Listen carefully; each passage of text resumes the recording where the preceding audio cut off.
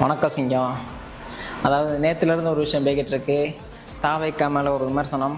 கிட்டத்தட்ட 8 தலித் அமைச்சர்களை கொடுத்த தாவேக்கா எதுக்காக 2 பார்ப்பனர்களை அமைச்சராக ஆக்குச்சு? நீங்கள் 8 பேரை 8 தலித்தை அமைச்சராக்குனது பெருசே கிடையாது. ஆனால் 2 பிராமின்ஸை நீங்கள் அமைச்சராக்குனீங்க பார்த்தீங்களா? இதுதான் பெரிய ஒரு ஒரு துரோகங்கிற அளவுக்கு பேசிகிட்டு இருக்காங்க. இது என்ன அர்த்தம் அப்படிங்கிற எனக்கு சுத்தமாக புரியலை. இல்லை, நீங்களே சொல்லுங்கள், இத்தனை வருஷத்தில் எத்தனை தலித் அமைச்சர்கள் இருந்திருக்காங்க, எத்தனை பார்ப்பனர் அமைச்சர்கள் இருந்திருக்காங்க, எத்தனை மற்ற சாதி அமைச்சர்கள் இருந்திருக்காங்க அப்படிங்கிற உங்களுக்கு தெரியுமா? எனக்கும் தெரியாது.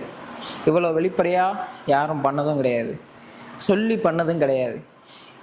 எப்படி இன்னும் சொல்லப்போனால் ஒரு கூட்டாட்சியில் அமைச்சரவையாக கொண்டு வந்தது இந்த ஒரே ஒரு அரசு மட்டும்தான்.